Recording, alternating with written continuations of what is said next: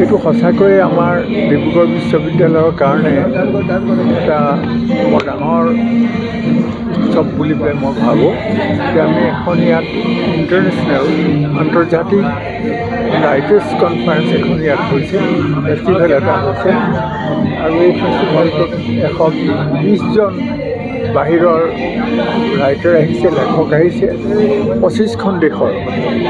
এইটোৱে মই ভাবোঁ যে আমাৰ মাজত ৰাইটাৰসকলৰ মাজতেই নহয়, সৰ্বসাধাৰণ মানুহৰ মাজতো এটা ইউনিটিৰ ভাৱ, ঐক্যৰ ভাৱ এটা আনিব, মনৰ মাজতো আনিব।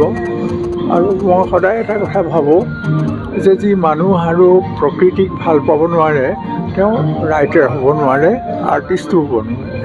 গতিকে এতিয়া আমি দেখিছোঁ যে গোটেই পৃথিৱীৰ 25খন দেশৰ ৰাইটাৰ আহিছে আৰু তেওঁলোকৰ যিবোৰ ক'ব হয়তো আমি শুনিবলৈ বেলেগ বেলেগ যেন লাগিব, কিন্তু আমি দেখিছোঁ যে সকলো ক্ষেত্ৰতে man is the measure of everything.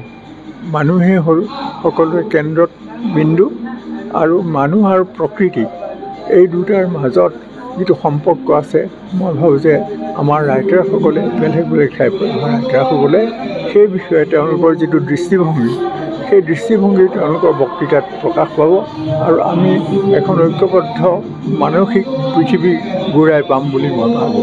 ফকেলৰ সহযোগত এটা স্বেচ্ছাসেৱী সংস্থা, তাৰ সহযোগত আমি ডিব্ৰুগড় বিশ্ববিদ্যালয় লিটাৰেচাৰ ফেষ্টিভেল আমি অনুষ্ঠিত কৰিছোঁ এইবাৰ দ্বিতীয়বাৰৰ বাবে।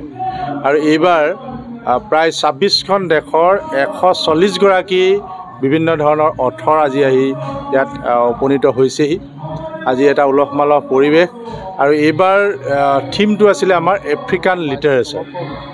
গতিকে ইয়াত বিভিন্ন ডিব্ৰুগড় বিশ্ববিদ্যালয়ৰ অন্তৰ্গত বিভিন্ন মহাবিদ্যালয়ৰ ছাত্ৰ ছাত্ৰীসকলে অংশগ্ৰহণ কৰিছে আৰু লগতে উত্তৰ পূৰ্বাঞ্চলৰ কেইবাখনো ৰাজ্যৰ ছাত্ৰ ছাত্ৰীসকলে ইয়াত অংশগ্ৰহণ কৰিছে।